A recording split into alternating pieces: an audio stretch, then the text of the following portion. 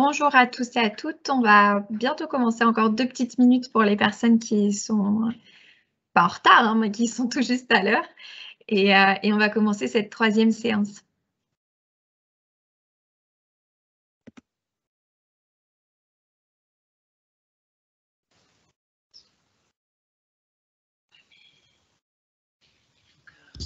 Alors, on va peut-être, je vais profiter de ces quelques minutes pour rappeler du coup à toutes les personnes qui sont là, peut-être qu'il y en a qui n'ont pas assisté aux 2 premières séances, donc je vais rappeler les objectifs de ce groupe de travail et nos objectifs de cette séance en particulier. Donc là, on est réunis pour un groupe de travail sur l'intégration professionnelle des personnes qui ont des troubles 10. On a eu déjà 2 séances de travail. Donc, ça fait partie du projet Face au handicap qui est mené par les groupes Face Occitanie et dont le but, c'est de sensibiliser les entreprises à certaines thématiques autour du handicap et de l'emploi.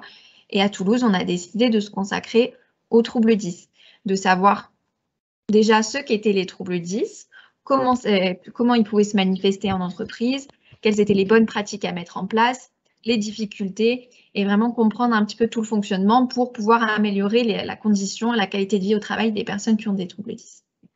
Au cours des premières séances, on a eu déjà des présentations par les associations spécialisées, puisque bon, face à une sensibilité particulière sur les questions de handicap, mais on laisse la parole quand même aux associations dont c'est le cœur de travail, cœur de métier.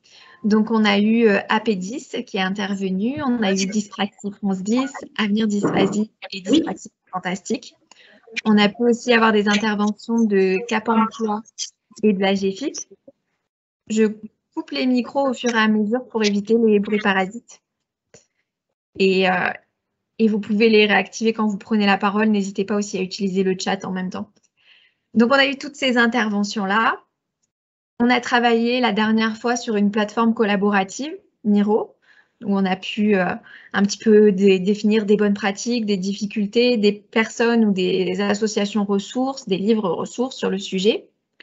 Et à la fin de tout ça, on va créer un petit livrable qui reprendra un compte-rendu de tous nos échanges et il y aura aussi un webinaire de restitution le 8 octobre. Donc, je vous inviterai à participer à ce webinaire qui reprendra tous nos échanges et qui pourra toucher encore plus de monde, sensibiliser encore plus de monde.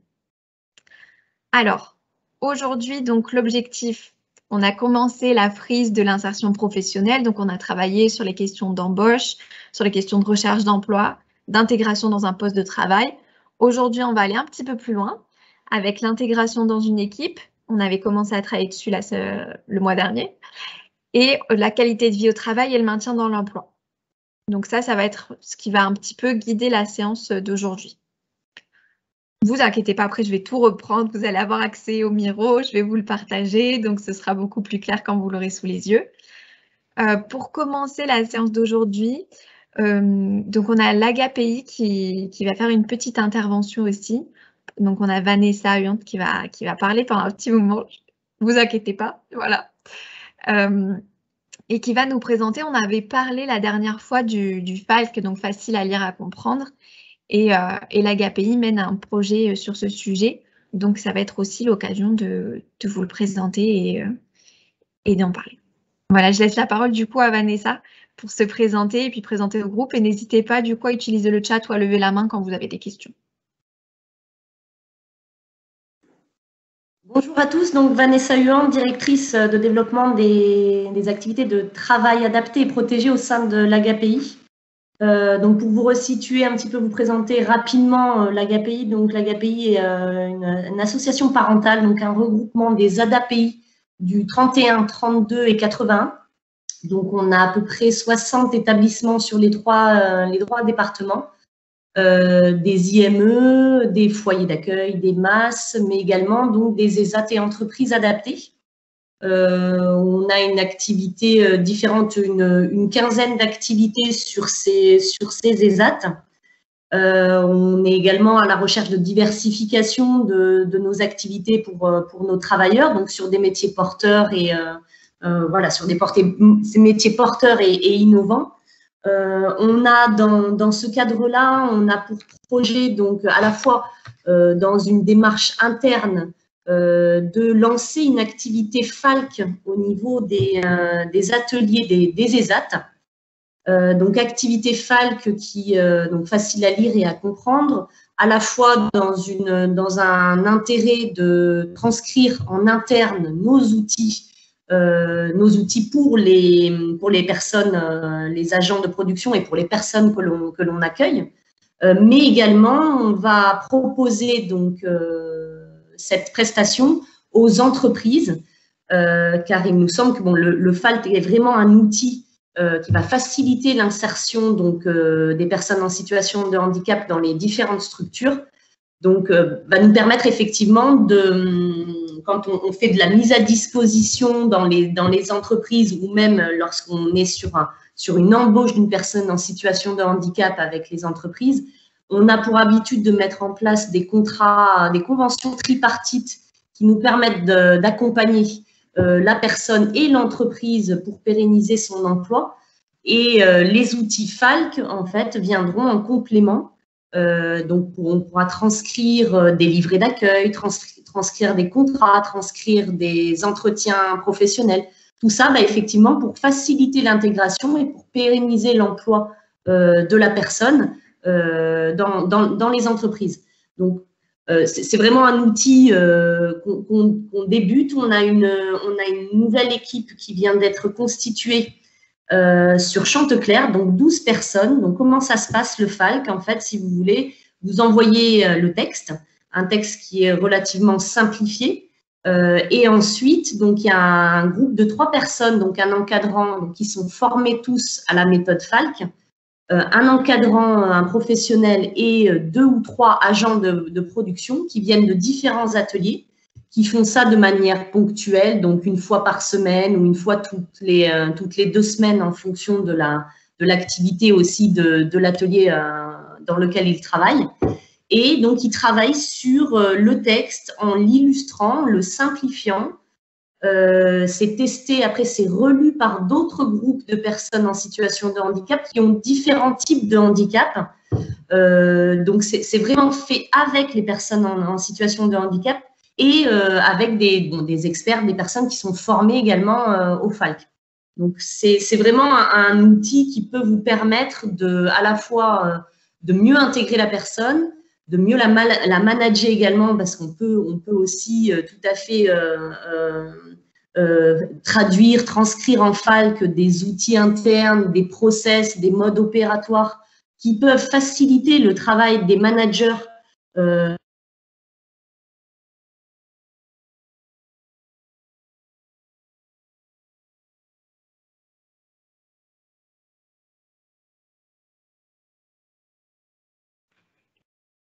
Il y a un problème de connexion?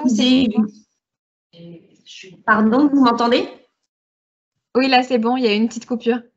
Ah, il y a une petite coupure.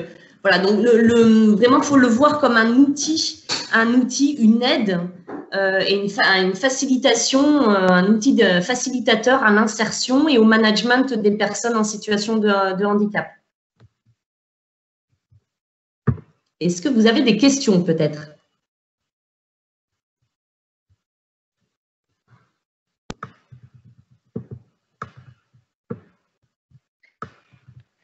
Oui, et du Jurassina de Cap Emploi 31. Et du coup, on mobilise comment cet outil auprès de vous, hein? Parce que est-ce que vous êtes sur des marchés de la MDPA, de la GFIP? Comment ça se passe?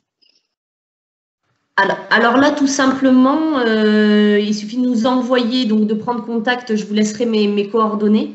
Mais on va créer une adresse, on va envoyer donc aux entreprises une plaquette. Il y a une plaquette commerciale et un book qui commence à être constitué pour vous donner des exemples de réalisation de FALC. Et donc là, c'est à la demande. Hein, on reçoit votre cahier des charges, votre demande, on établit un devis. Donc, il y a des référents FALC au niveau de notre établissement. Donc, la relation commerciale avec l'entreprise. Et derrière, après, la gestion des ateliers FALC pour la transcription du document. Parce que la difficulté, en fait, si vous voulez, c'est que quand on reçoit des textes, des documents qui sont très, très complexes, ça prend beaucoup de temps. Dans un premier temps, il faut faire une simplification. Il faut savoir qu'une feuille d'un document, en FALC, ça va faire deux feuilles, 2 à 3 feuilles, parce qu'il y a des pictos, il y a tout un travail là-dessus d'illustration également. Donc, il y a vraiment une relation commerciale qui va se faire avec la référente FALC, où l'entreprise ou l'association ou l'organisme va envoyer le document qu'il souhaite transcrire. Il va y avoir une analyse de ce document-là et une budgétisation, un chiffrage pour la transcription FALC. Alors, si j'ai bien compris, vous faites office de traducteur quelque part sur cette prestation, c'est ça? On fait appel à vous pour traduire quels que soient les documents de l'entreprise et faciliter justement les missions de la personne qui est en situation de handicap, c'est ça? Tout à fait, tout à fait. Il y a plusieurs ESAT, en fait, si vous voulez, dans le réseau UNAPI dans lequel on participe, on est adhérent. Il y a plusieurs ESAT en France déjà qui se sont lancés dans cette démarche-là parce qu'en interne, on a des besoins de transcription. Donc, tous nos documents d'accès, règlement intérieur, etc., dans les foyers, dans les ESAT en tant que tels, dans tous nos établissements, on l'a déjà fait, on a une expérience et on a formé des équipes au FALC pour faciliter le quotidien et le fonctionnement de nos établissements. Et là, maintenant, effectivement, dans notre mission d'insertion professionnelle des personnes en situation de handicap, on le propose aux entreprises comme un outil vraiment d'intégration, de se dire, bon, bah, une fiche de poste, un contrat de travail, bah, peut-être que c'est aux entreprises, effectivement, à identifier les documents prioritaires sur lesquels ils souhaitent travailler. Et après, derrière, effectivement, on met en place l'atelier, on transcrit selon la méthode FALC, on transcrit les documents. On a même fait ça pour des élections. Enfin, du coup, l'intérêt de faire un book, c'est de vous montrer que le FALC s'adresse à tout type de personnes, donc à la fois aux personnes handicapées, mais également aux personnes atteintes de troubles 10, également aux seniors, également aux personnes étrangères. Donc, le FALC, c'est un peu plus large que pour la personne en situation. Et c'est vrai que même les mairies, les offices du tourisme, les politiques, bah par exemple, dans leurs dernières élections, on nous a beaucoup sollicité pour transcrire des programmes d'action, des programmes politiques en FALC pour que ça touche un maximum de la population. Donc, ça a à la fois un intérêt au niveau professionnel, insertion professionnelle, mais également un intérêt d'insertion sociétale et sociale pour les démarches, toutes les démarches administratives, les plans d'accès. Voilà, on est assez large. Le but, c'est que la personne comprenne correctement et s'approprie correctement l'information et le plus vite possible. Donc, FALC facile à lire et à comprendre, effectivement, le principe.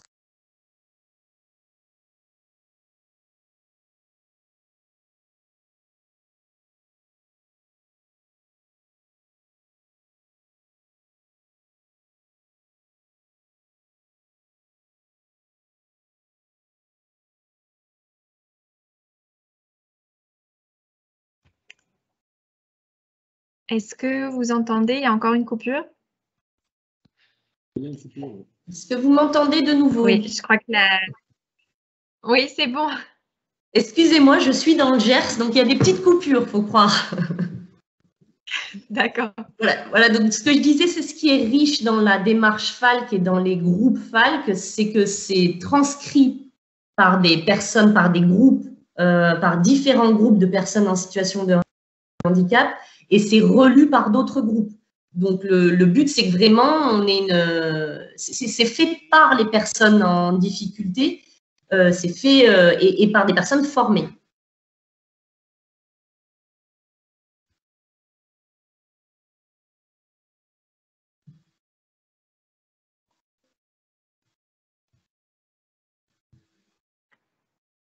Alors, est-ce qu'il y a des questions du coup sur cette méthode en général ou sur la prestation de l'AGAPI?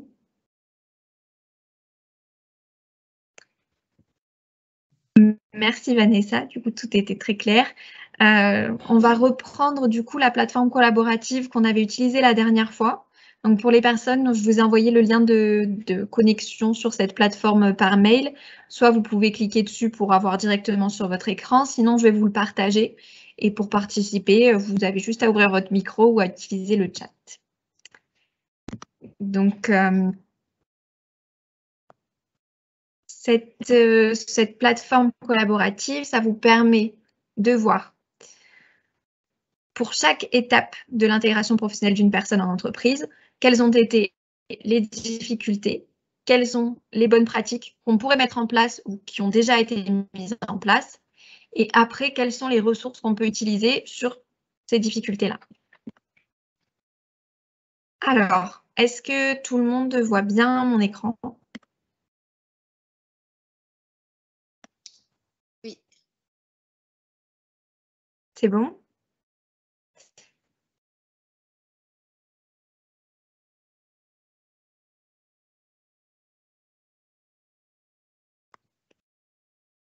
Alors, donc, pour reprendre très rapidement ce qu'on avait fait pendant le groupe de travail numéro 2, donc on s'était penché sur les étapes de la recherche d'emploi, de l'embauche et de l'intégration sur un poste de travail.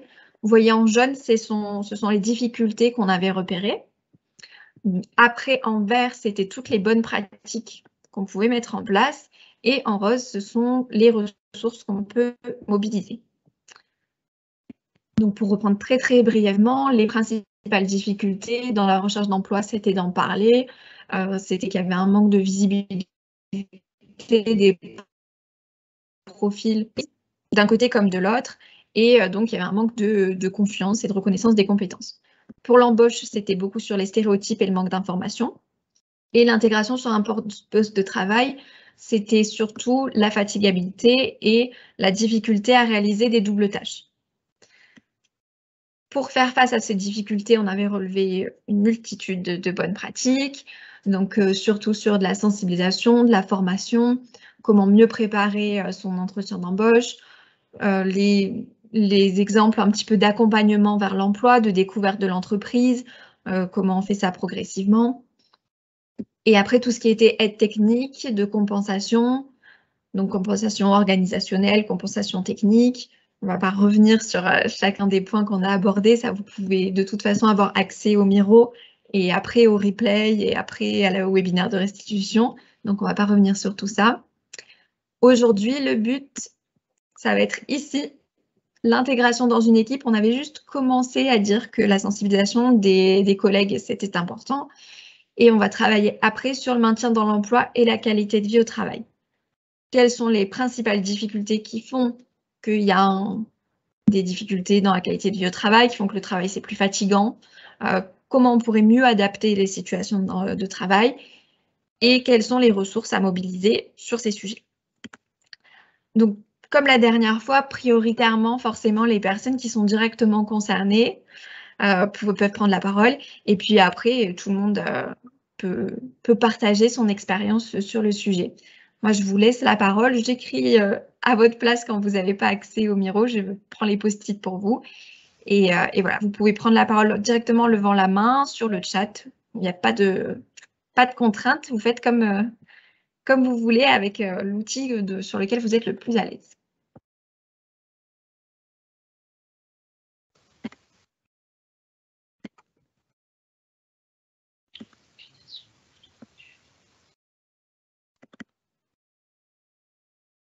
Alors, Laurence, lève la main.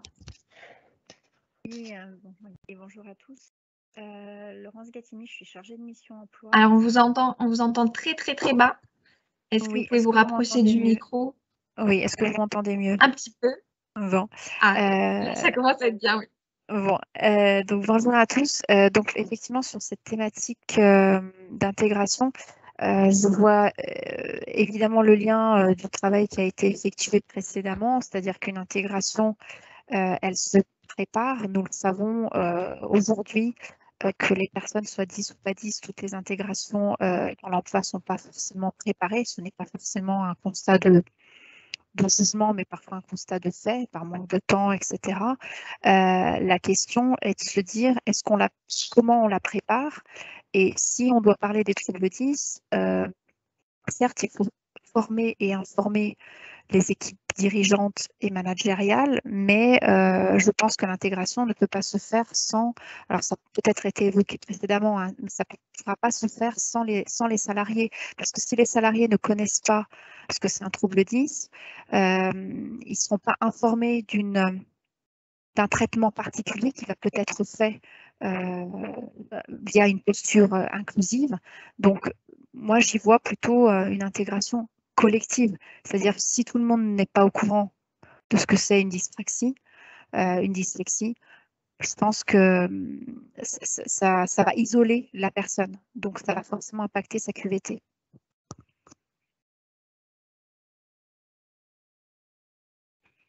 Merci. Oui, effectivement, on a parlé de l'information et de la sensibilisation des collègues.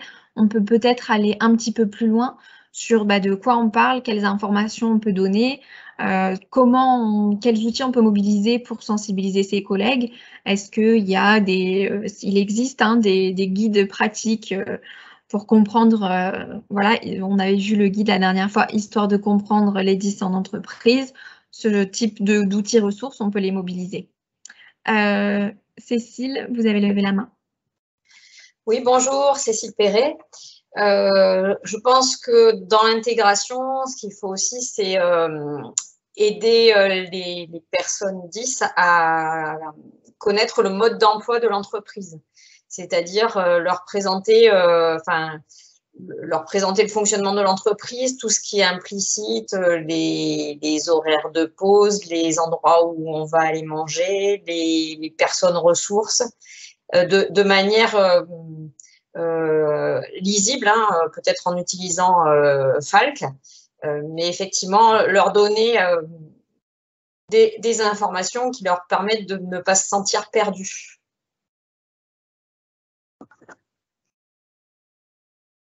Oui, et si je peux compléter, effectivement, je pense notamment au fléchage in situ, c'est-à-dire pour des dyspraxiques ou des dyslexiques, que tout soit bien décryptable, lisible, notamment si c'est un site assez grand, je pense notamment à un grand atelier de production ou des grands bureaux. Je pense que l'intégration, elle passe aussi par là parce que le visuel, ceux notamment qui ont un trouble visio-spatial ou de repérage, c'est assez compliqué. Donc, effectivement, la méthode Falk, je rejoins tout à fait ce qui vient d'être dit, mais peut-être d'être un petit peu jusqu'au boutiste sur les lieux, sans forcément surcharger, mais justement de former et de dire, voilà, votre affichage, il n'est pas dis-friendly, comment on peut le rendre dis-friendly finalement? Merci. Laetitia, vous avez levé la main.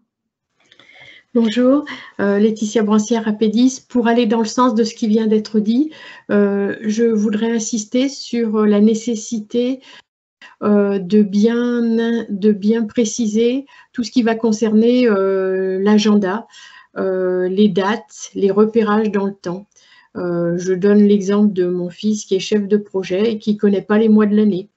Donc très souvent, il m'appelle pour que je lui donne des repères. C'est complètement surréaliste quand on ne connaît pas cette problématique. Hein. Moi, j'ai mis longtemps à le comprendre. Mais du coup, bien veiller à afficher des fléchages, faire des… comment ça s'appelle, le nom m'échappe. Des flèches comme ça pour expliquer quand il y a un projet, les étapes, rappeler les étapes de temps en temps, parce que pour certains troubles 10, c'est vraiment quelque chose qui va les empêcher de s'intégrer dans l'entreprise où justement on est très contraint sur cette temporalité.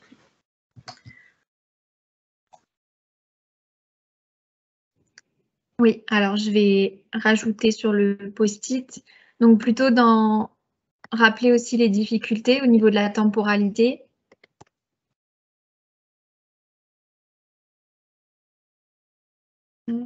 Tout ce qui est le repérage dans le temps et la capacité à se projeter, à savoir le temps qui reste pour faire une activité, tout ça, c'est c'est souvent compliqué.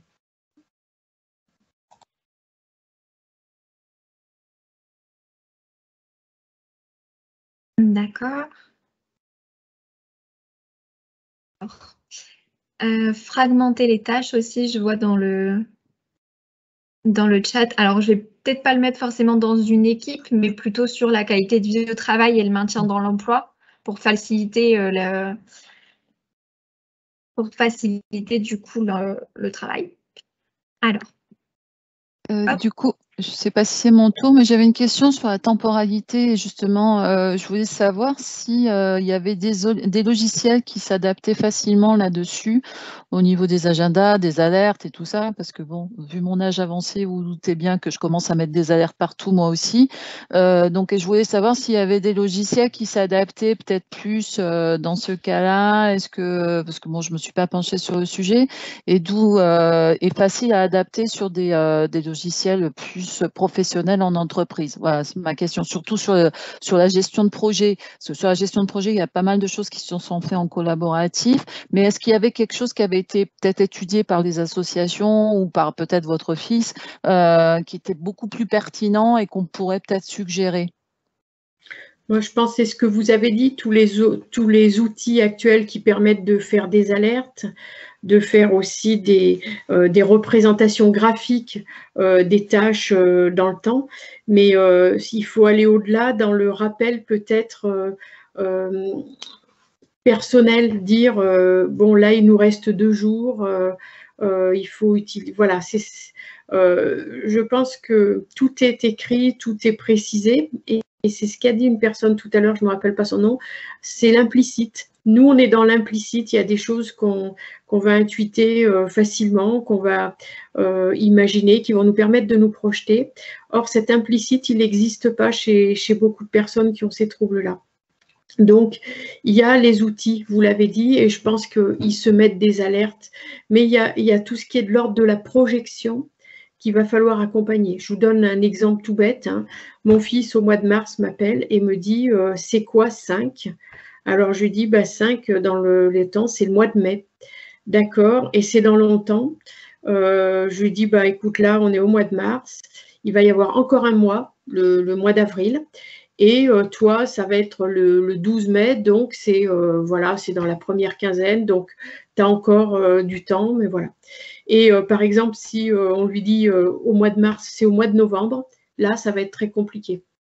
Il va falloir que je trouve d'autres pairs, lui dire, là, déjà, il va falloir aller jusqu'à l'été. Enfin, ça vous paraît peut-être surréaliste. Hein. Par exemple, l'autre jour, il donne des cours dans une école, il me dit, je ne sais pas si mes étudiants finissent en juin ou en juillet. Alors, je lui dis, ça, de toute façon, tu regardes ton agenda, c'est facile de te repérer. Mais en principe, les étudiants finissent en juin. Et il me dit, d'accord, du coup, j'ai plus qu'un mois. Vous voyez ce genre de remarques parce qu'on était au mois de mai, du coup. Mais c'est dans une entreprise, c'est complètement déstabilisant parce qu'on est persuadé que tout le monde est bien au fait de ces questions-là. Et on sait aussi dans l'entreprise que toute forme de handicap est pénalisée à cause des rythmes, les rythmes du travail pour différents types de handicap. Et cette histoire de temporalité se rajoute à ça.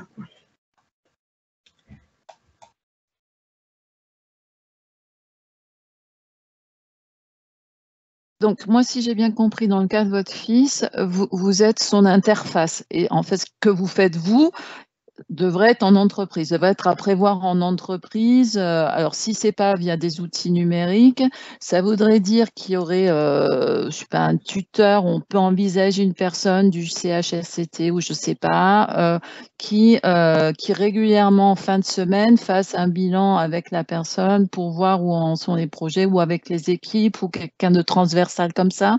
Alors, moi, ce que je voudrais dire, c'est déjà que les collègues aient conscience de ça, pour pas qu'on soit dans l'implicite, et les gens qui sont au plus proche du projet, par exemple, s'il y a un chef de projet ou s'il y a des collègues, dire là, de temps en temps, faire un petit rappel, parce que effectivement, former ces personnes sur tous les outils qui donnent des signes d'alerte, mais je crois qu'à certains niveaux, ils les utilisent, mais faire des rappels pour donner des repères dans l'espace et dans le temps.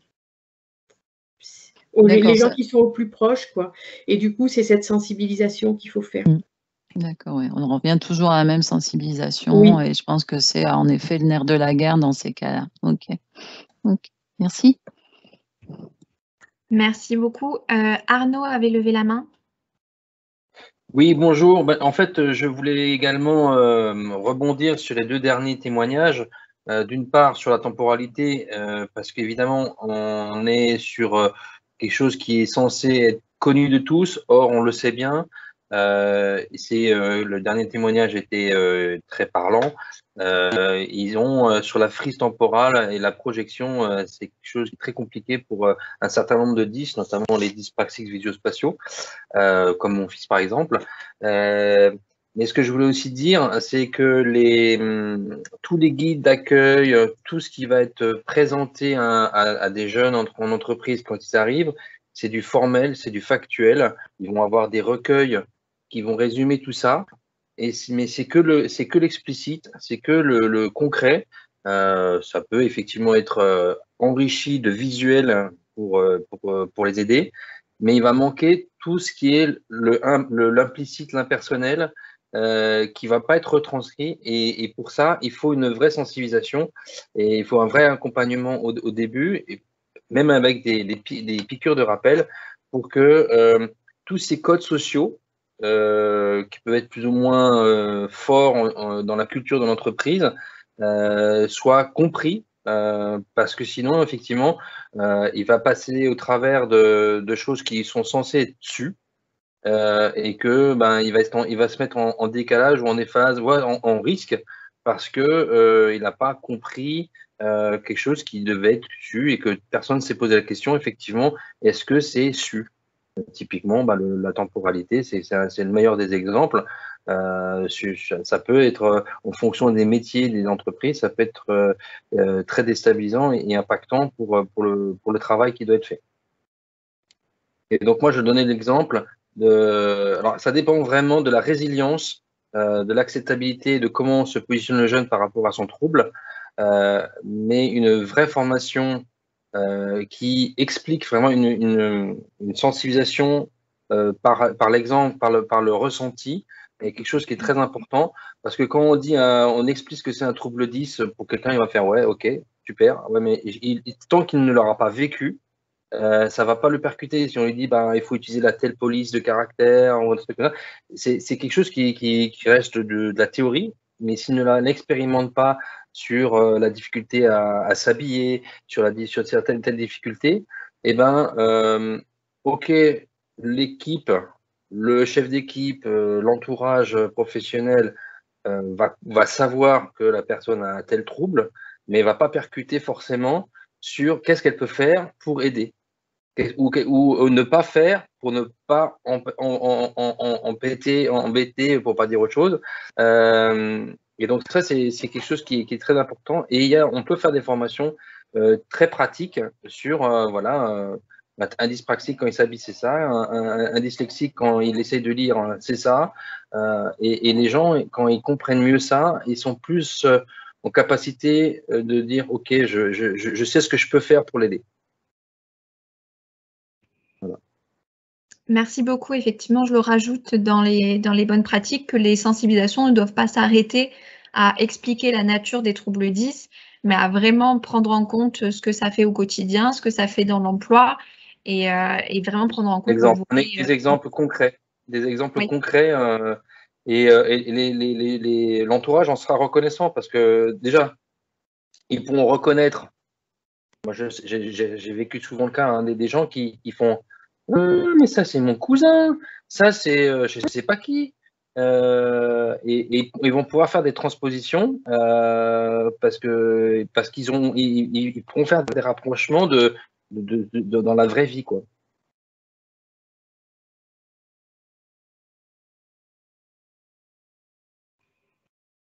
Merci.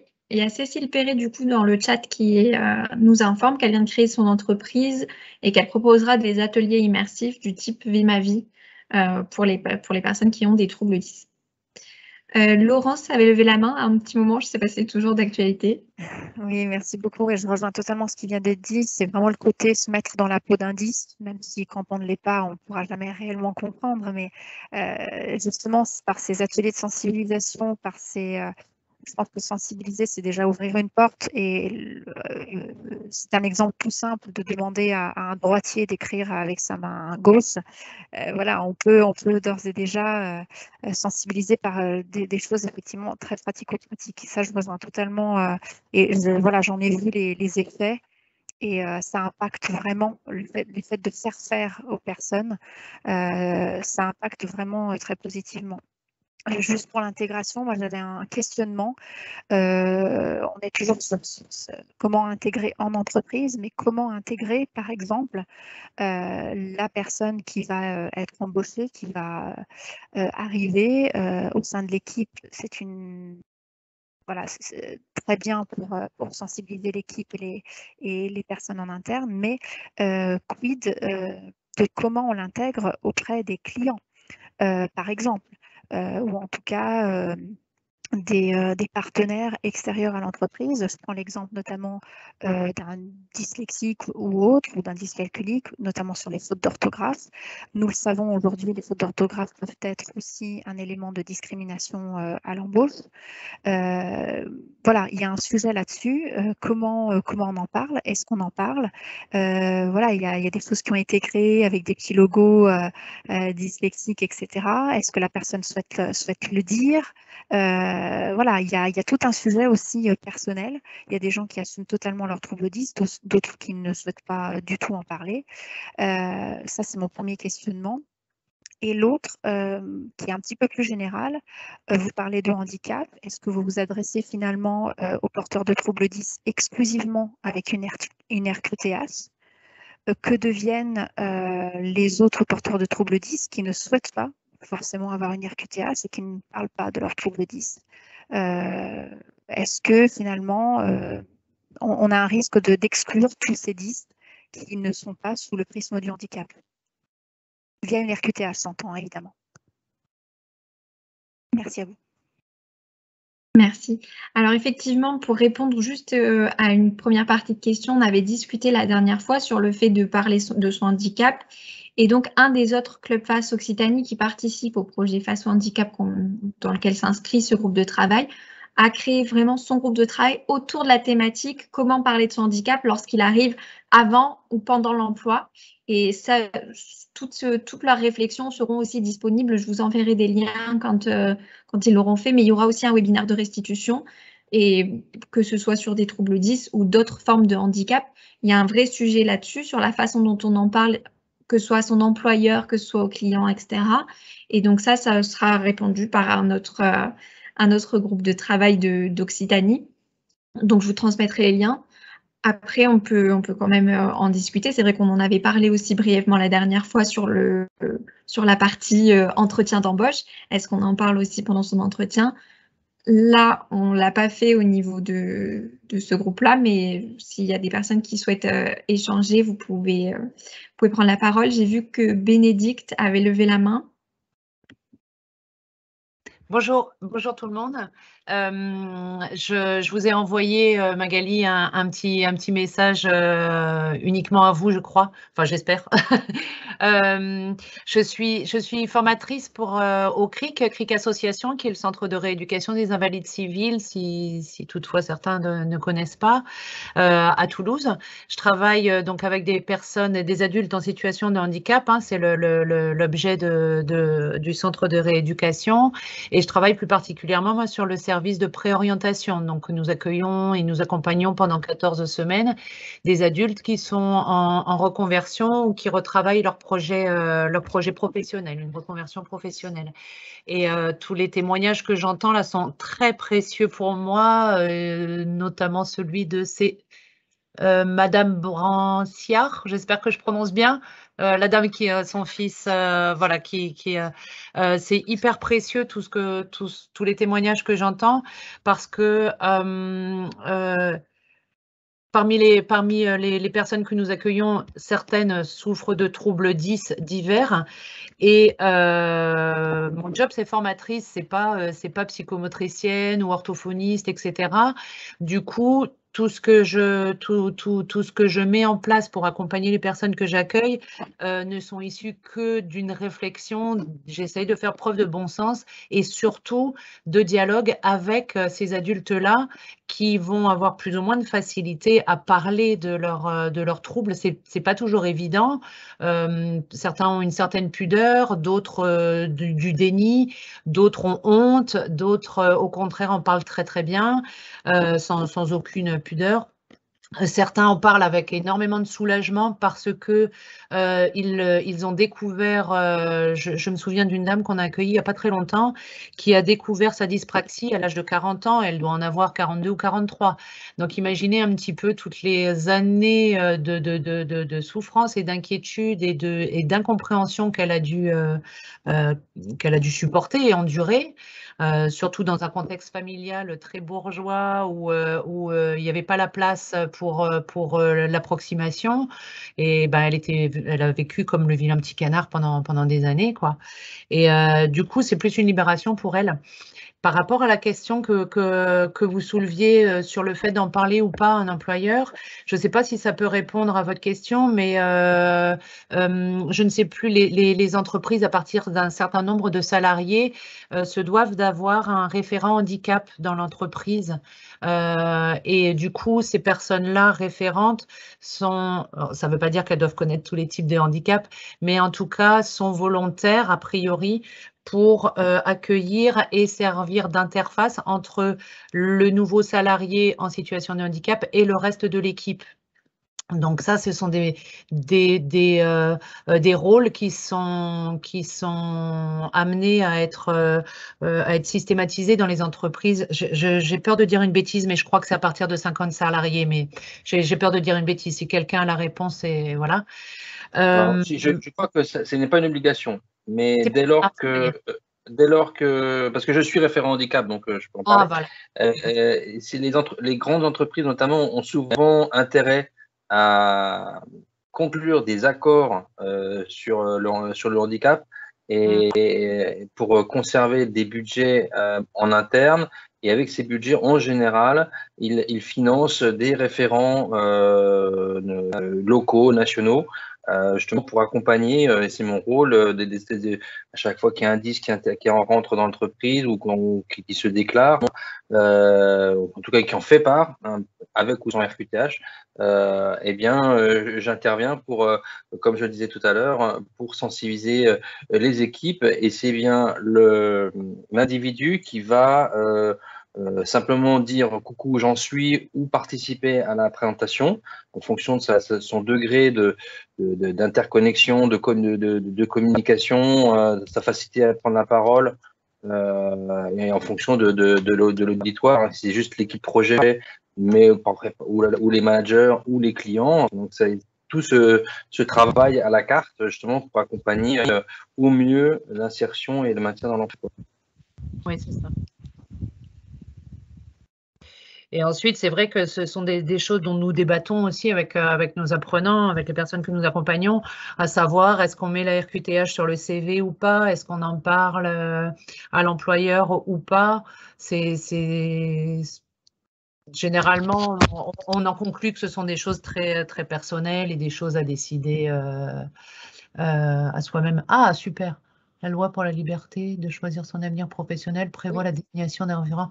Ah, c'est 250 salariés. Exact. C'est depuis, excusez-moi, hein, Sandra Marcignac, je suis référent handicap à la Caisse d'épargne Midi-Pyrénées, et il y a une réforme en 2020 de l'obligation d'emploi des travailleurs handicapés qui a induit ce référent handicap de façon obligatoire dans toutes les entreprises de plus de 250 salariés.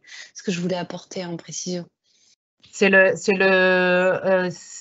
loi sur l'inclusion, hein, je crois. Exactement. Ça, hein, oui, c'est le décembre 2020. De choisir son avenir professionnel, c'est le défenseur des droits en fait qui a alerté les difficultés d'emploi des personnes en situation de handicap. Et les ESRP dont je fais partie vont être amenés petit à petit, d'après le décret de décembre 2020, sont censés petit à petit être amenés à à proposer leur expertise, ça fait sans être présomptueux, hein, justement aux entreprises, aux référents handicap, etc. Mais voilà. En tout cas, merci pour ces témoignages. Et c'est vrai que de la sensibilisation et des formations, on en a bien besoin. Merci beaucoup. Alors, je vais essayer de faire dans l'ordre. Je crois que Cécile avait levé la main en première.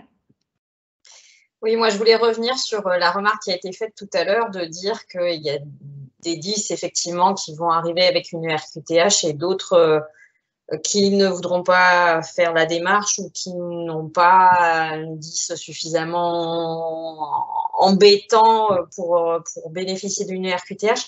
Toutes les démarches qu'on peut mettre en place dans l'entreprise pour adapter aux 10, il faut les réfléchir en termes d'accessibilité universelle et ça peut être utile à tous. C'est-à-dire que la démarche qu'on va faire pour les 10, elle va faciliter, enfin, elle va améliorer la qualité de vie au travail de tout un chacun. Si on réfléchit à pas envoyer des mails, c'est l'exemple que j'avais donné la dernière fois, mais faire un répondre à tous systématiquement sur les mails et gorger les boîtes mail de mails qui ne nous intéressent pas, ça facilitera la vie des 10, mais ça facilitera la vie de toutes les personnes dans l'entreprise.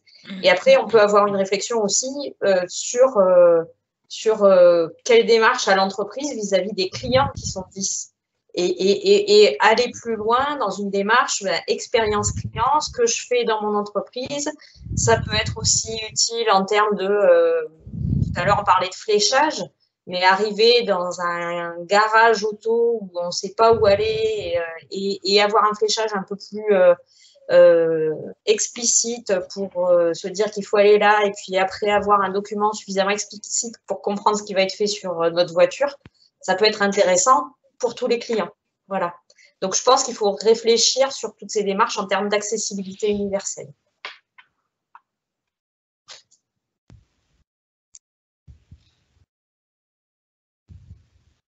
Merci beaucoup. Thierry, vous avez levé la main. Oui, bonjour. Moi, je voulais réagir un peu en tant qu'entreprise. Donc, je m'intéresse, enfin, je me suis inscrit à ces séminaires sur le handicap. Ce que je voulais partager avec vous, c'est que quand on reçoit 3, 4, 5 candidats pour un poste, si on ne sait pas que la personne a des difficultés particulières, enfin, de handicap, qu'elle ne l'annonce pas, qu'elle ne le met pas dans le CV, ben, elle va passer derrière les autres qui réagissent, enfin, je veux dire que ça va être compliqué. Je ne vois pas comment on va pouvoir, parce qu'on cherche quelqu'un qui va faire le job, qui est efficace, donc, si on ne le sait pas, on ne peut pas prendre en compte cette différence, on va dire. Et ensuite, quand on le sait, c'est vrai que les ressources humaines sont là pour nous accompagner, vérifier qu'avec les dispositifs qui sont mis en place, la personne pourra tenir son poste. C'est important pour elle comme pour l'entreprise. Et donc, enfin, moi, je suis un peu surpris de voir qu'on se pose la question, est-ce qu'il faut l'annoncer ou pas?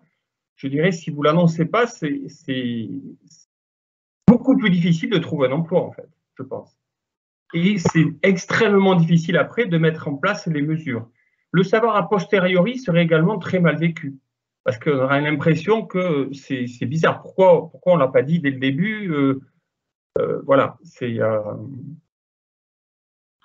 un peu mon ressenti que je partage. Thierry, est-ce que je peux intervenir? Oui, allez-y. Je suis super contente d'avoir. C'est super. Est-ce que du coup, Thierry, quand j'accueille et que je travaille le CV avec mes apprenants, donc si je comprends votre intervention, il faudrait le mettre dès le CV. Est-ce que vous ne pensez pas à l'inverse que si on met sur le CV certains employeurs, hein, je ne suis pas tous bien entendu, mais est-ce que ça ne peut pas être aussi avoir une certaine crainte, voire un certain préjugé? Généralement, le handicap, ça fait peur pour ceux qui ne sont pas habitués, qui n'ont pas ça dans leur entourage. Est-ce que du coup, en tant qu'employeur, celui-ci ne peut pas se poser la question aussi, oulala, qu'est-ce qu'il a comme handicap? est-ce qu'il va pouvoir tenir le job, etc., etc. Moi, je vais être honnête avec vous et je suis contente de pouvoir avoir cet échange-là. Je vais avoir tendance à dire aux personnes que j'accompagne de ne pas le mettre sur le CV. En revanche, de l'indiquer pendant l'entretien d'embauche, puisque pour moi, le CV, je le vois comme un sésame pour obtenir un entretien d'embauche. Et au moment de l'entretien, dire en rassurant l'employeur que soit je suis en situation de handicap, mais je peux tenir le job pour lequel j'ai postulé, à condition j'ai besoin de telle ou telle aide, ou pas des fois, il n'y a pas nécessairement besoin d'aide, ou en tout cas des aides qui ne vont pas coûter grand-chose, voire rien du tout. Enfin, voilà, vous voyez ce que je veux dire? Moi, je m'interroge encore, tous les employeurs ne se valent pas, bien entendu, mais est-ce que ce n'est pas se mettre en danger que d'annoncer dès le CV qu'il y a une RQTH? Est-ce que ça ne peut pas ne faire peur, en fait? Mais en fait, sûrement, ça doit dépendre des entreprises. Bon, moi, je travaille dans une entreprise qui a une politique, je travaille à Airbus, donc on en a parlé l'autre fois, elle a vraiment une politique d'accueil et de bienveillance vis-à-vis du handicap. Mais, enfin, j'ai pas de réponse unique. Je dirais, si ça ne se voit pas, mais je sais pas, imaginez quelqu'un qui a vraiment un handicap qui se voit, bon, ben, il vaut mieux l'annoncer dès le début, parce qu'à l'entretien, on va dire, mais pourquoi vous ne l'avez pas mis sur le CV? Si ça peut se masquer, j'ai déjà reçu quelqu'un qui, par exemple, qui était hyperactif et qui avait un handicap là-dessus. Bon, j'ai fait passer l'entretien, honnêtement, je n'ai pas vu que la personne avait un handicap. Donc comme là, 80% d'entre eux. Voilà, c'est quelqu'un qui est énergique, bon, mais là, je dirais, pourquoi on peut ne pas le mettre? Mais si c'est quelqu'un, j'ai entendu parler de certains troubles là, qui posent vraiment des soucis, c'est pas qu'ils posent vraiment des soucis, qui ont besoin vraiment d'un accompagnement dans l'entreprise, je dirais, autant l'annoncer dès le début. La sincérité est quelque chose de primordial lors de l'entretien d'embauche. C'est les gens qui cherchent à mentir sur leur CV, qui cherchent c'est pas possible. Enfin, disons que ça, c'est rédhibitoire. Donc là, il ne s'agit pas de mentir, hein, mais il faut être vigilant. Que de sincérité est le bienvenu. Ouais. Il faut être vigilant sur le thème mentir. C'est pas mentir que de ne pas mettre RQTH. Moi, je reviens, étant donné que je travaille à Cap Emploi, j'accompagne sur la CV. Donc, je rejoins un peu ce que disait ma collègue du CRIC, Madame Famel, pardon. En effet, moi, je déconseille de mettre RQTH sur le CV. Pourquoi? Parce qu'on part du principe que le CV, ce sont des compétences, c'est-à-dire des capacités qu'ont les gens. Et donc, on ne met pas en avant une reconnaissance quelconque qui n'a rien à voir avec le milieu professionnel, entre guillemets, au départ. Voilà. Par contre, oui, je suis d'accord avec vous sur l'entretien. L'honnêteté, je suis 100% d'accord avec vous. C'est ce qui pourra aider dans la relation. Par contre, on est bien d'accord. Alors, pour les RH qui reçoivent, je ne sais pas, une palanquée de CV et qui vont surligner des termes, RQTH, ça peut être rédhibitoire, même si ce n'est pas dit au départ. Non. Par contre, ils vont rechercher des compétences et des expériences, et ça, c'est ce qu'il y a de plus important sur un CV à mes yeux. Maintenant, je suis entièrement d'accord avec vous, il faut de l'honnêteté dès le départ, mais la première étape franchie étant celle d'arriver à l'entretien. Une fois à l'entretien, c'est déjà beaucoup plus facile. Et c'est ce sur quoi nous travaillons, et j'imagine qu'au CRIC aussi, c'est-à-dire au niveau de l'entretien, de préciser où sont les solutions à mettre en place pour la prise de poste. Et là, ça demande en effet que la personne ait reconnu son handicap, soit dans cette reconnaissance-là pour qu'elle puisse être accompagnée, que ce soit par Cap Emploi ou par qui que ce soit d'autre, ou même par ses parents, qu'elle puisse être accompagnée lors de l'entretien et ouvrir sur la discussion des solutions avec le recruteur à ce moment-là. Mais c'est vrai qu'il faut être vigilant sur, justement, je reviens sur le thème mentir, parce que c'est beaucoup ce qu'on entend des personnes en disant « je ne veux pas mentir ». Et ce n'est pas mentir que de proposer des solutions. Et ça, c'est, enfin bon, moi j'argumente là-dessus parce que c'est vraiment ce qu'on entend et c'est pas mentir que de dire je suis une personne en situation de handicap, mais j'ai des solutions. C'est pas parce que je le note pas de partout et que je sorte pas la carte handicapée de partout que je mens. C'est pas vrai. Dans l'entreprise, ce qui est important, c'est de proposer des compétences, des expériences et encore, parce que c'est égal, c'est des solutions aux difficultés que je peux rencontrer. Enfin bon, je me permets d'intervenir là-dessus parce que c'est hyper important le vocabulaire qui est employé parce que ça on l'entend et ça c'est de tous âges. Je ne veux pas mentir, mais ce n'est pas mentir que d'être en position et de dire je vous propose des solutions par rapport à des difficultés que je peux rencontrer ou je n'en ai pas parlé dans mon CV parce qu'il me semble important de vous présenter d'abord tout ce que je peux apporter à votre entreprise et tout ce qu'on peut mettre en place pour que je l'apporte encore mieux. Voilà. Du coup, je laisse la parole à Sandra qui lève la main. Oui, merci. Sur la notification de la RQTH, enfin, c'est pas la notification, mais sur l'inscription de la RQTH sur le CV, je suis un peu partagée. Parce que quand on a des accords d'entreprise, et je pense que c'est le cas dans les grands groupes et même dans les PME, puisque justement cette loi choisir son avenir professionnel qui demande un référent handicap, elle impose aussi le quota de 6% d'emploi de travailleurs handicapés aux entreprises à partir de 20 salariés. Donc, on a vraiment changé de cap. Et quand on a des accords ou quand on a des objectifs et que les entreprises ne veulent pas de pénalité, elles filtrent aussi les CV avec le mot-clé RQTH. Donc, c'est vrai, mais dans ces cas-là, elles diffusent des offres qui sont particulièrement claires là-dessus. On le voit très vite, elles le mettent en exergue à compétences égales. Enfin, elles sont censées le mettre sur toutes les offres. Alors, on le met sur toutes les offres à compétences égales. Hein. Oui, c'est plus. Bon, pour les petites entreprises, c'est un peu différent, quoi. Elles ont pas cette. C'est plus pour les grands groupes où ça peut même être une sorte de discrimination positive. Et je pense que c'est aussi un peu le sens de la loi. Hein. Et malgré tout, ça peut faire sortir du lot. Et quand moi, je suis dans des réseaux où je travaille avec plusieurs autres référents handicap, on se transmet même les CV. Hein, c'est qu'il y a vraiment un vivier avec cette particularité-là. Après, on est d'accord, on travaille sur des compétences et c'est gagnant-gagnant. On n'embaucherait jamais une personne qui ne ferait pas le job parce qu'on n'a pas des entreprises humanitaires. Chacun cherche un profil avec des compétences. C'est évident. Mais je suis partagée. Après, à titre personnel, mon fils est dyspraxique et c'est bien plus mitigé sur ce qu'on affiche ou ce qu'on n'affiche pas. Hein, je le comprends bien. Mais peut-être qu'on pourrait aussi écrire dans le CV. Maintenant, dans les CV, il y a des blocs compétences ou des blocs un peu plus divers que l'expérience et la formation. Est-ce qu'on ne pourrait pas marquer reconnaissance travail handicap et déjà inscrire les aménagements de poste nécessaires pour justement dédramatiser et être plus transparent, je ne sais pas. Alors, je rappelle qu'avec le CV, il y a souvent la lettre de motivation, ce qui permet en effet d'être un peu plus explicite de compléter le CV. Parce qu'attention, un CV hyper chargé, enfin, je ne sais pas, hein, je me mets à la place de mes collègues qui bossent en RH.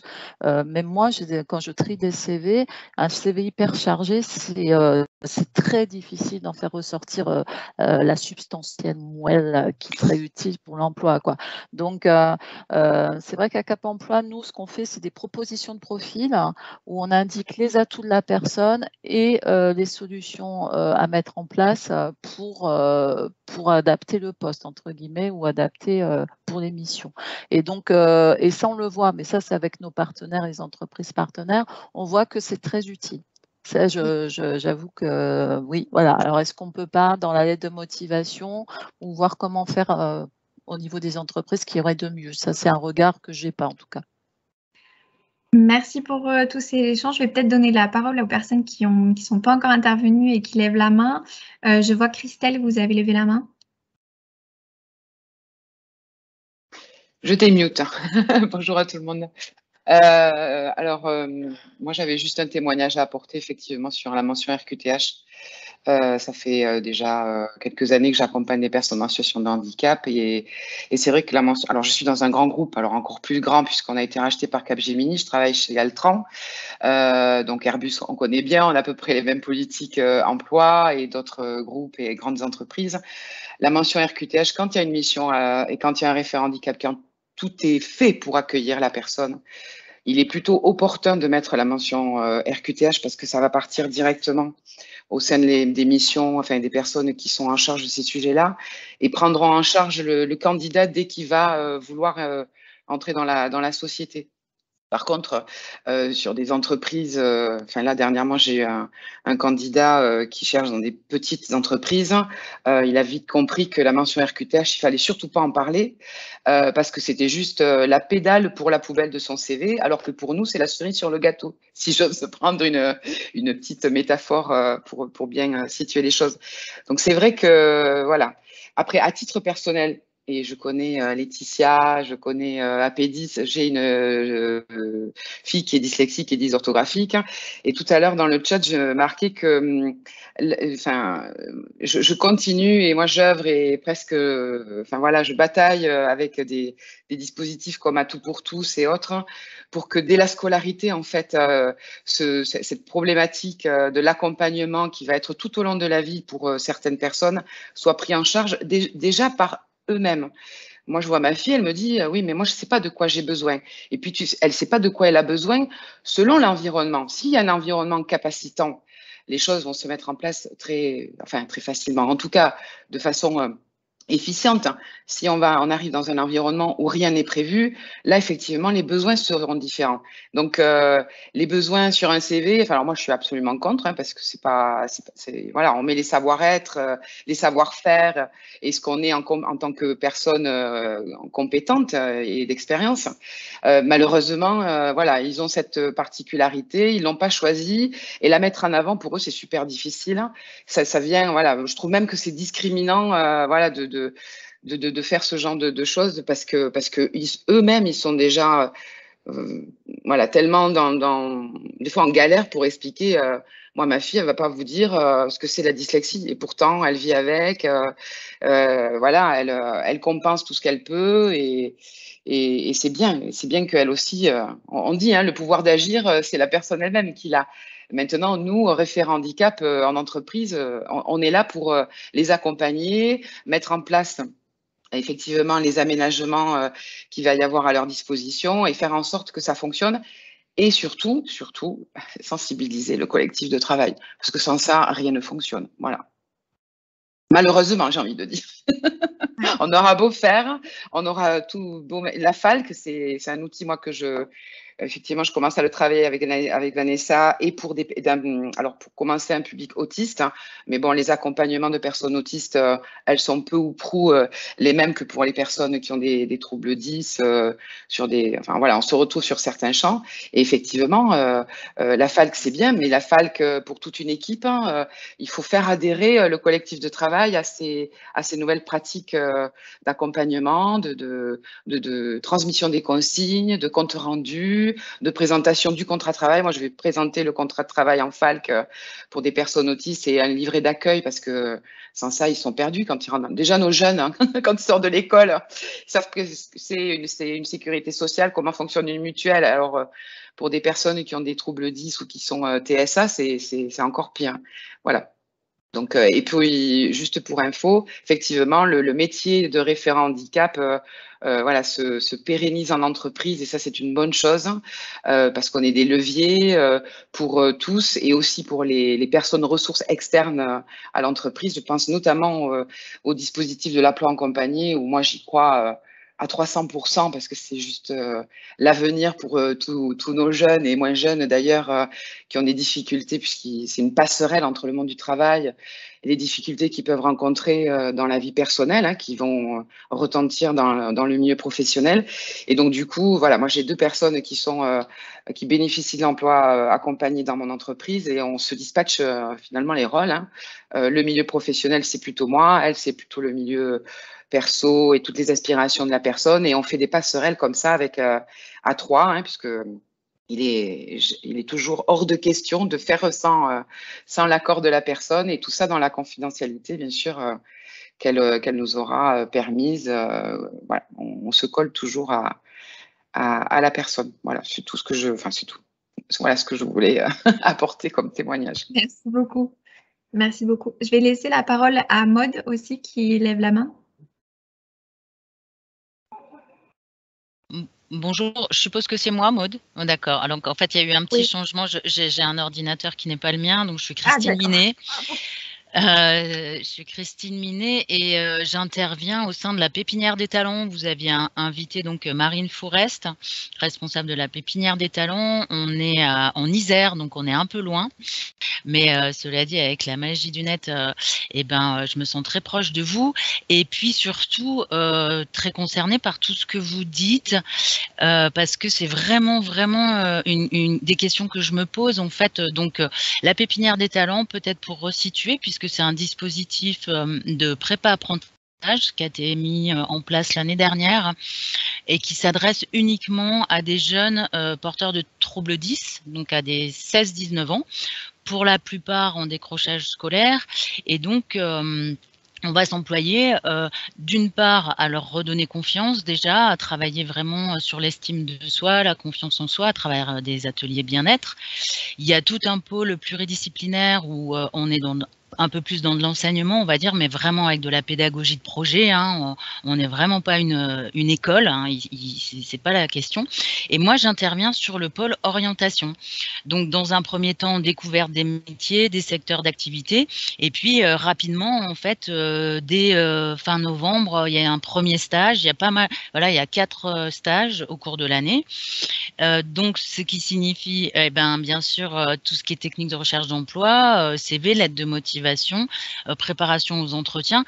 Et c'est vrai que cette question de savoir est-ce qu'on annonce le handicap, comment on présente ça, je vois qu'en fait il y a quand même pas mal d'avis différents. Moi, ce que je retiens, et du coup je fais ma petite synthèse, et puis je veux bien que vous me disiez si vous êtes d'accord, c'est que globalement sur une grande entreprise avec de nombreux salariés, ça peut être un atout.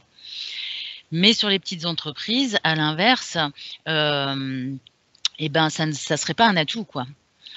Parce que c'est vrai qu'après, ce que j'entends aussi, c'est que de toute façon, ce qui demeure, c'est que c'est la personne qui va choisir de pouvoir assumer ça ou pas. Là, en plus, moi, je suis vraiment avec des jeunes, 16-19 ans, donc c'est vrai que c'est plus difficile. Enfin, c'est l'idée que je m'en fais. Maintenant, je ne connais pas tant de 10 que ça. Donc, il y a peut-être des adultes, voilà, comme vous disiez tout à l'heure, vous témoignez, quand on a une reconnaissance ou un diagnostic à 40 ans, j'imagine que c'est difficile aussi.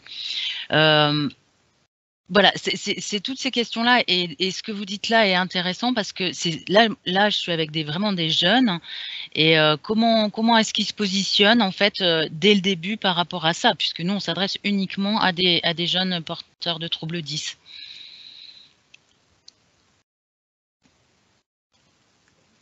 Merci pour cette intervention. Effectivement, on va peut-être recentrer sur notre frise chronologique du Miro, et on va reprendre après toutes les interrogations sur comment parler de son handicap, comment le faire savoir à son employeur.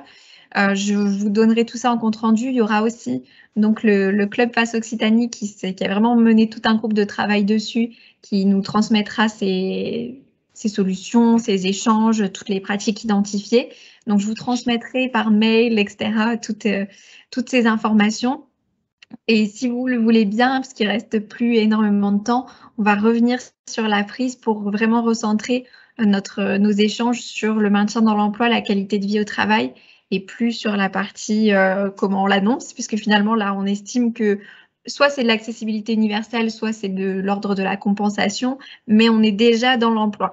Donc, je suis désolée de devoir couper tous ces échanges parce que c'est super intéressant, mais il faut que, comme c'est la dernière séance de ce groupe, je recentre un petit peu les échanges là-dessus. Et après, je crois qu'il y a encore pas mal de personnes qui ont la main levée, donc je ne sais pas si vous souhaitez intervenir sur ça ou pas. Je vois, il y a Laurence, Arnaud et Carole vous pouvez prendre la parole comme vous voulez sur ces thématiques. Non, mais s'il faut qu'on avance, il n'y a pas de souci. C'était pour apporter voilà, des éléments complémentaires aussi sur ce qui était dit par rapport à l'entreprise. Voilà, mais on pourra y revenir plus tard, il n'y a aucun souci. Oui, n'hésitez pas aussi à utiliser le chat. Merci. Comme ça, vous pouvez échanger des informations et même à mettre vos contacts si jamais vous voulez poursuivre des échanges avec des personnes qui sont présentes. Vous pouvez échanger vos contacts avec les personnes qui sont ici. Mais oui, effectivement, on doit un petit peu avancer sur le sujet d'aujourd'hui. Carole, vous avez levé la main. On ne vous entend pas. Est-ce que c'est bon? Oui, c'est bon. Ah super, pardon. Pour faire très vite, donc il y en a beaucoup de professionnels justement de la mise en lien dans l'emploi de ces publics-là. Je pense que quel que soit le public, handicap ou non, de manière générale, une recherche d'emploi, c'est aussi l'adaptation d'une offre de service. Pas juste je cherche, mais j'offre mes compétences, beaucoup l'ont dit. Et donc la nécessité d'adapter, et ça prend du temps et de l'énergie et de la recherche à chaque offre, son CV, son offre de service, pardon, à chaque candidature. Donc, qui est en face? Est-ce qu'il y a de l'acculturation à faire ou pas? Est-ce que je viens avec une solution ou pas? Est-ce que je vais le dire ou pas? En fait, on ne peut pas répondre de manière générale, mais bien individuellement dans chaque cas de figure. Je ne sais plus, la personne qui travaillait chez Airbus parlait de handicap qui se voit pas. Une personne qui n'entend pas ou pas bien, c'est encore un autre cas de figure. Donc, chaque type de handicap va nécessiter ou pas de le préciser. Chaque entreprise va ou pas avoir besoin de se l'entendre dire. Peut-être que des plus petites vont avoir besoin d'éléments complémentaires, de solutions d'ores et déjà. Je pense qu'il n'y a pas de réponse toute faite, mais il y a bien la nécessité de construire une offre de service. C'est vraiment ça qui va vendre sa propre personne à la structure qui est en face. Point. Je ne veux pas aller plus loin, sinon je parlerai beaucoup, mais c'est génial. Merci beaucoup pour tout ça. Merci beaucoup. Alain, vous venez de lever la main? Oui, bonjour, Alain Demange, association Dyspraxie France 10. Vous m'entendez là? Oui, très bien. Bon, parce que j'ai parfois des soucis avec Teams. Oui, en fait, si vous voulez, bon, moi j'attendais que beaucoup de personnes se soient exprimées, notamment les entreprises. Hein. Je suis content d'entendre Thierry Paronneau et Christelle Caillet. Donc, pour moi, finalement, dans tout ce que j'entends et dans tout ce que je vis, il y a deux mots qui sont importants, c'est le dialogue entre l'entreprise et le salarié. Et l'accompagnement du personnel du salarié, parce que comme je l'ai dit, il y a différents dispositifs qui existent pour accompagner le salarié. On ne va pas les reprendre, on en a parlé déjà la dernière fois, parce que si vous voulez, dans les troubles 10, en fonction de la sévérité du trouble et des comorbidités associées, et elles sont fréquentes, moi je le vois bien pour les dyspraxiques, elles sont très très variables, chaque situation est personnelle, on ne peut pas faire de généralisation. Donc on a vraiment besoin d'avoir un dialogue et un accompagnement personnel et personnalisé de chaque personne au travers des dispositifs qui existent. Moi j'ai cru comprendre que c'est un peu ça que voulait dire Carole Goldschmidt, d'ailleurs juste avant, c'est pour ça que j'interviens maintenant.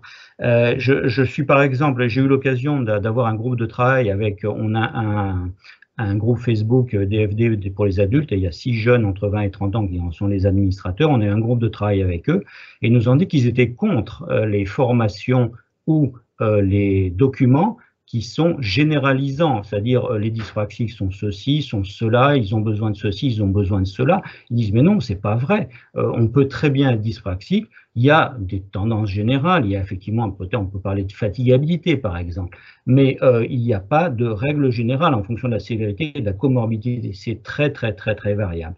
Donc si vous voulez, moi je pense qu'il faut vraiment que ça soit personnalisé au travers d'un dialogue et d'un accompagnement des personnes ayant des troubles 10. C'est peut-être une des spécificités par rapport à d'autres types de handicap, quoique j'en suis même pas sûr, mais c'est vraiment, à mon avis, extrêmement important. Voilà, merci. Merci beaucoup. Effectivement, justement, ça rentre bien dans le timing puisqu'on rentre dans le dernier quart d'heure de ce groupe de travail. Et je voulais vous demander, échanger avec vous sur la façon dont vous voyez un petit peu le compte-rendu de ces échanges. Puisqu'on a beaucoup parlé que c'était des situations spécifiques, des troubles qui n'avaient pas les mêmes conséquences au niveau du travail pour chaque personne. comment vous voyez un petit peu la restitution de tous ces échanges. On ne va pas forcément refaire un guide pratique avec la dyspraxie c'est ceci, la dysphasie c'est cela, puisque ça existe déjà et c'est compliqué de généraliser justement. Mais après, c'était pour voir si vous avez des besoins spécifiques, des documents, des livrables sur lesquels vous auriez besoin qu'il y ait quelque chose qui soit créé. Je sais que la dernière fois, on avait parlé, par exemple, d'un guide pour les personnes 10 sur comment préparer l'entretien d'embauche, sur comment se préparer tout court à entrer dans une entreprise. On peut aussi réfléchir du côté de l'entreprise, comment on améliore l'accessibilité sur universel, comme on disait tout à l'heure, avec le FALC, avec ce type d'outils. Si vous aviez des réflexions à faire partager aussi pour ce groupe de travail, parce que c'est vrai qu'on a beaucoup d'échanges, mais à la fin, il va y avoir ce webinaire de restitution, donc le 8 octobre, dans un mois. Et ce serait pas mal qu'on puisse échanger sur vos besoins, sur vos réflexions par rapport à ces sujets-là. Alors, Laetitia, vous avez levé la main.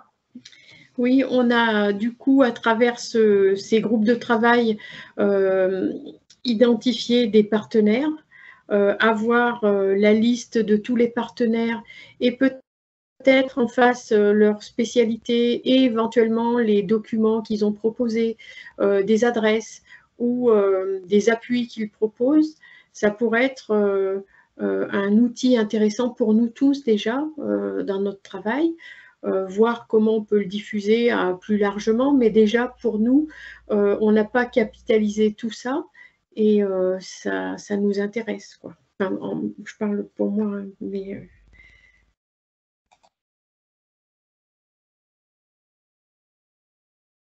Oui, c'est ça. Et c'est exactement ce que je voulais savoir. Si vous aviez des besoins particuliers, effectivement, les coordonnées des personnes qui sont intervenues en tant que spécialistes, par exemple, leurs prestations. Tout à l'heure, on a eu l'AGAPI pour présenter le FALC. On a eu plusieurs autres interventions pendant les premiers GT.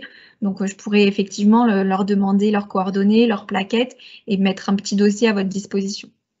Et puis, identifier aussi les associations qui peuvent faire de la sensibilisation. On a beaucoup parlé tout à l'heure de mise en situation. Je sais que nous, dans nos associations de 10, on le fait beaucoup. On va aussi bien dans les classes que dans les entreprises. Et c'est vraiment quelque chose qui change le regard sur le handicap. Moi, je travaille beaucoup avec des jeux aussi, des jeux de plateau. Dans mon travail, on a même conçu un escape game sur les troubles invisibles. Voilà, c'est toutes ces ressources, les mettre à disposition de l'entreprise, ça peut être intéressant. Oui, merci beaucoup. D'ailleurs, si justement dans les personnes qui sont présentes, vous avez ce type de spécialité, n'hésitez pas à m'envoyer un mail avec vos plaquettes, avec vos informations pour que je puisse après les repartager à l'ensemble des membres du collectif, là, du groupe de travail, toutes les personnes qui ont participé depuis le début. Aujourd'hui, on est un petit peu moins nombreux, mais c'est normal, hein, c'est la rentrée. Mais au premier groupe de travail, on était 40. Donc effectivement, ça fait quand même pas mal de contacts. Ça fait quand même pas mal de monde pour diffuser vos informations. Donc je vous invite à m'envoyer toutes vos informations et vos plaquettes. Si vous faites des sensibilisations, n'hésitez pas.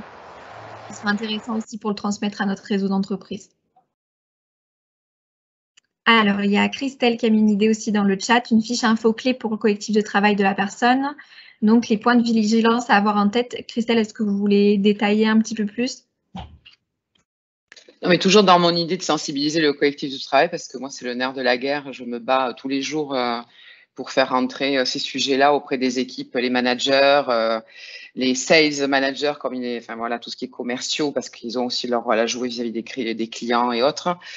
Et donc, du coup, effectivement, on ne peut pas être toujours avec eux. Et peut-être que si, effectivement, il y a une personne qui arrive avec un trouble 10, sans avoir à donner de solution, parce que, comme on vient de le dire tous et toutes, c'est chaque personne, voilà, chaque solution et chaque compensation et adaptation est propre à la personne concernée. Mais des points de vigilance clés à avoir, effectivement, quand on travaille avec une personne qui est porteur de trouble 10. Voilà. Donc, et puis, du coup, elle pourrait se transmettre lors d'une sensibilisation à l'arrivée de la personne dans l'équipe. Hein. Ça rend visible la situation aussi, parce que quand c'est un handicap invisible, et ça je crois qu'on l'a tous expérimenté, même dans nos vies, on a plutôt, même moi avec ma fille, j'ai plutôt tendance des fois à même oublier qu'elle est 10. Et je me dis, ah mais mince, oui, c'est normal. Voilà, donc ces petites choses qui sont complètement humaines, c'est ce que j'explique aussi moi quand je sensibilise les personnes avec qui les dyslexiques ou TSA travaillent. Effectivement, on a tendance à, voilà. Donc là, ça matérialise un petit peu le côté bienveillant qu'il faut avoir à certains moments, lors d'une réunion par exemple, les points clés d'une bonne réunion pour quelqu'un qui est porteur de troubles 10, il faut qu'il y ait un compte rendu, qu'à la rigueur, ce soit pas lui qui fasse le compte rendu. Enfin, c'est tellement, pour nous, ça nous semble tellement évident. Mais il y a des personnes pour qui l'empathie n'est pas naturelle, en tout cas dans le monde de l'entreprise.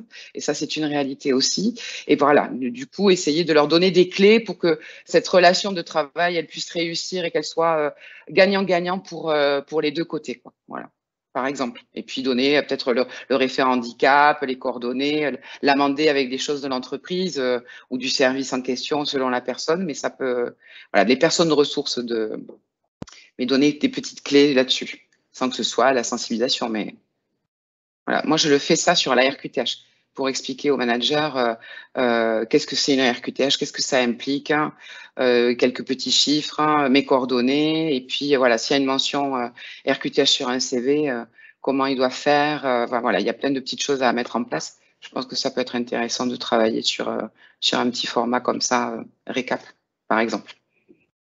D'accord, merci beaucoup. Alors, c'est affiché Maude, mais c'est pas Maude, la pépinière des talents. Je me souviens plus votre prénom, pardon. Vous avez la main levée. Est-ce que vous souhaitez intervenir? Non, c'est resté levé, d'accord. Alain, du coup, vous avez la main levée par contre?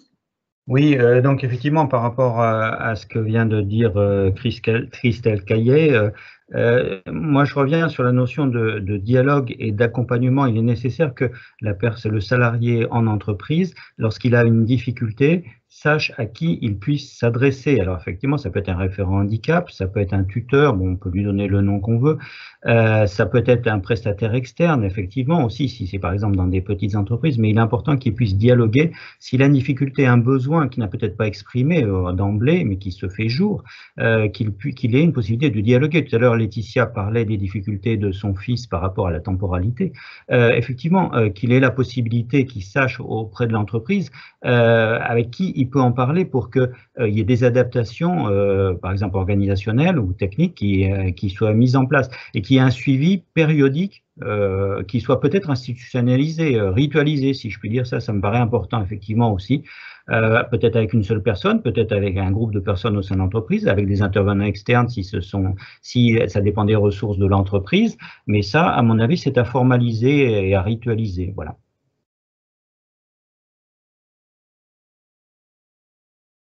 Oui, je le rajoute également du coup sur le Miro, dans les bonnes pratiques, sur le fait qu'on s'assure qu'il y a un espace de dialogue ou de suivi qui soit suffisant pour que les personnes puissent parler d'une éventuelle difficulté auquel elles font face au cours de l'emploi, parce que il faut que ça continue.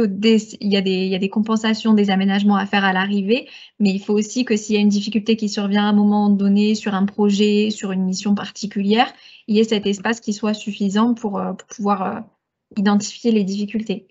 Alors, Laetitia, vous avez la main levée.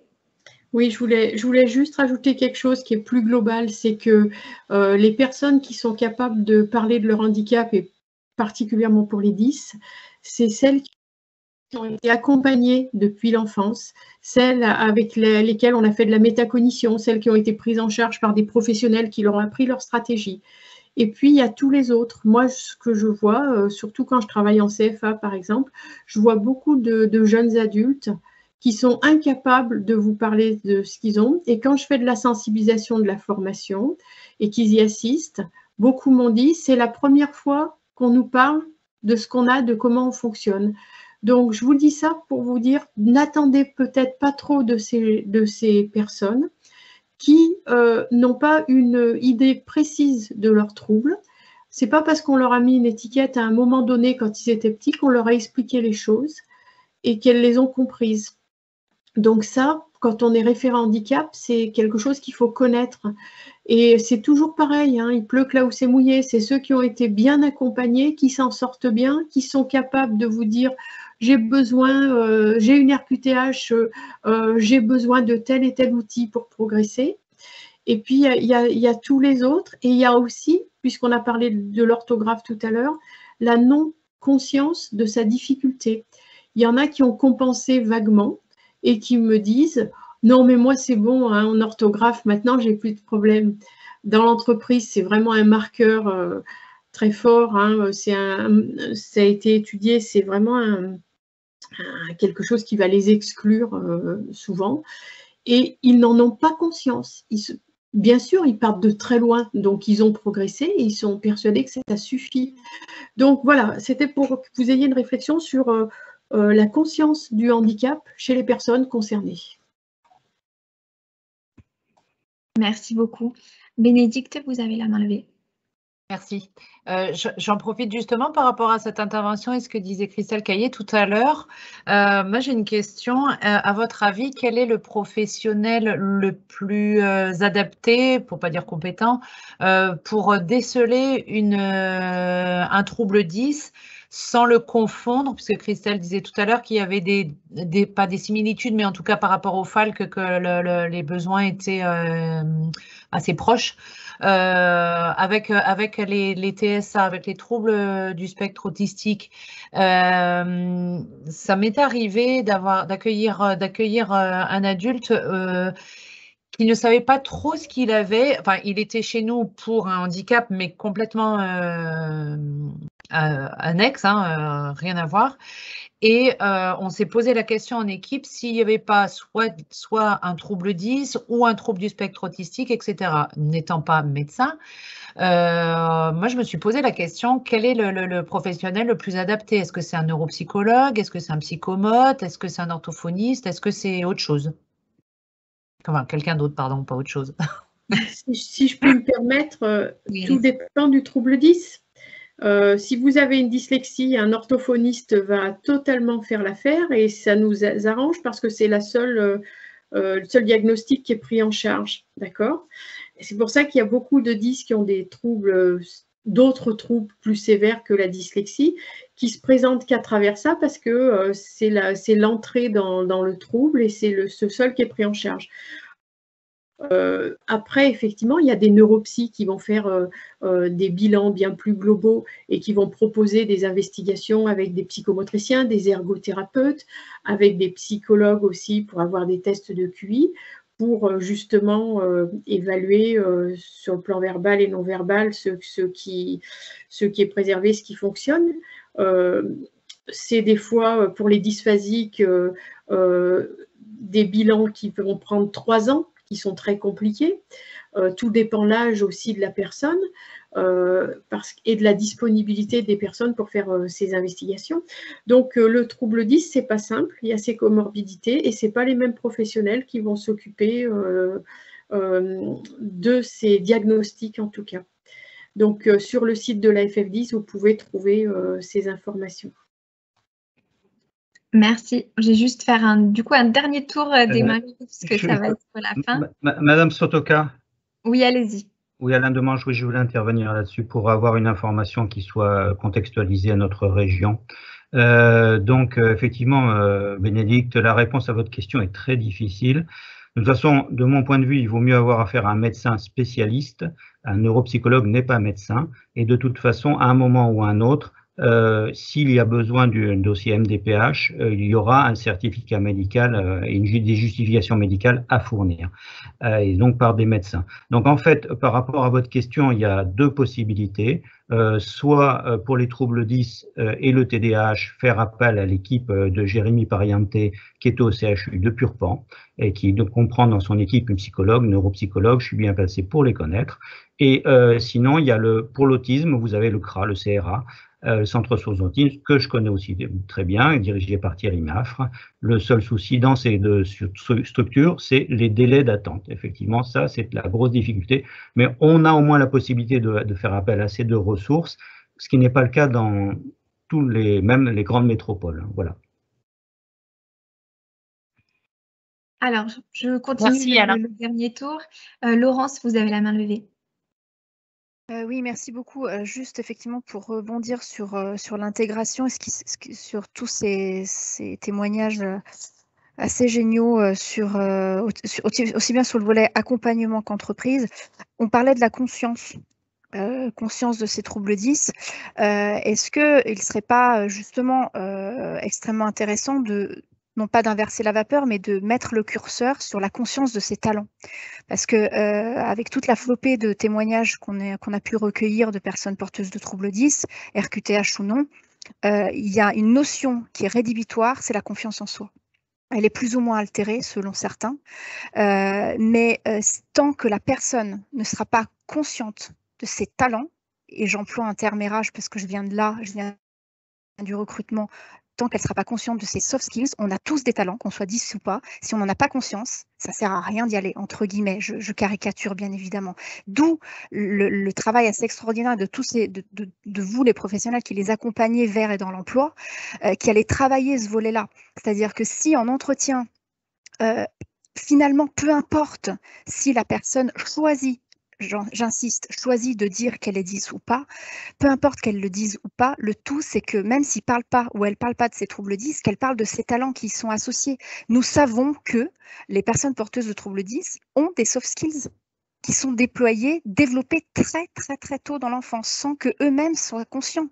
Parce qu'effectivement, quand le cerveau perçoit qu'il a du mal à lire ou à écrire, eh ben, qu'est-ce qu'il va faire? Il va compenser. Ça s'appelle la créativité. C'est un soft skills qui est détecté et reconnu par les entreprises.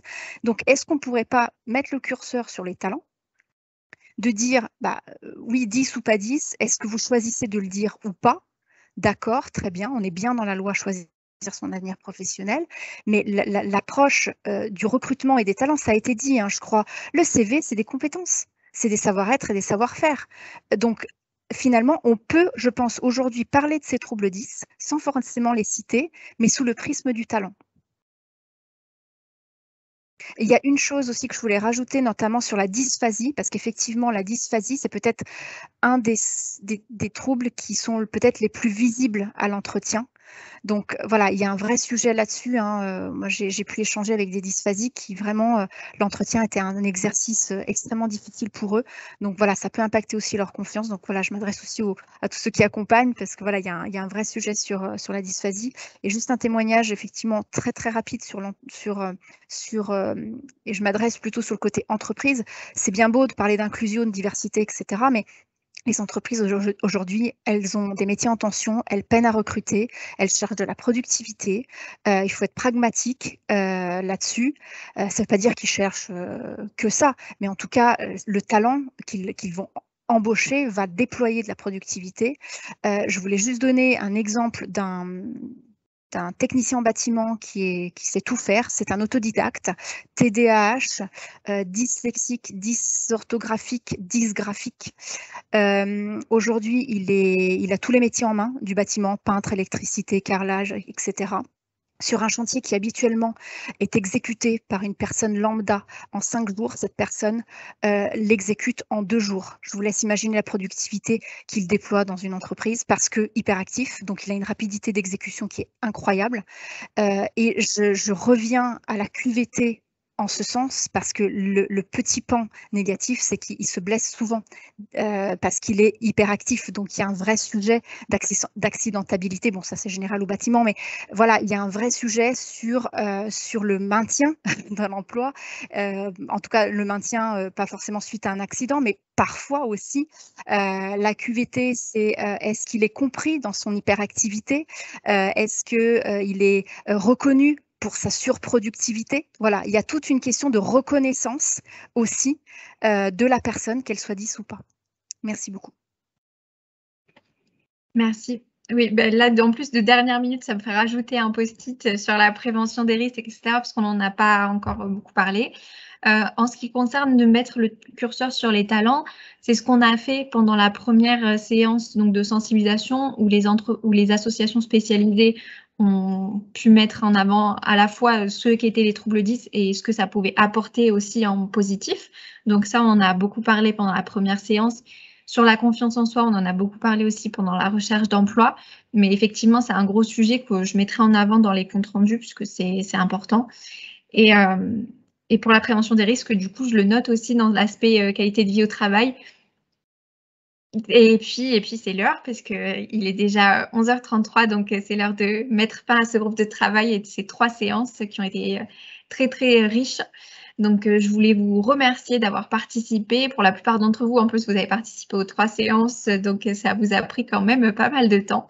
Et je vous remercie d'avoir donné, de vous être impliqué avec nous sur ce projet. Je ne manquerai pas du coup de vous envoyer tous les comptes rendus. Les replays de toutes les séances de travail seront sur la chaîne YouTube de Face Grand Toulouse. Pour l'instant, il y a le premier replay qui est disponible et bientôt, il y aura donc le 2e et le 3e. En tout cas, vous pouvez le trouver directement en cherchant Face Grand Toulouse sur YouTube. Vous allez trouver la vidéo.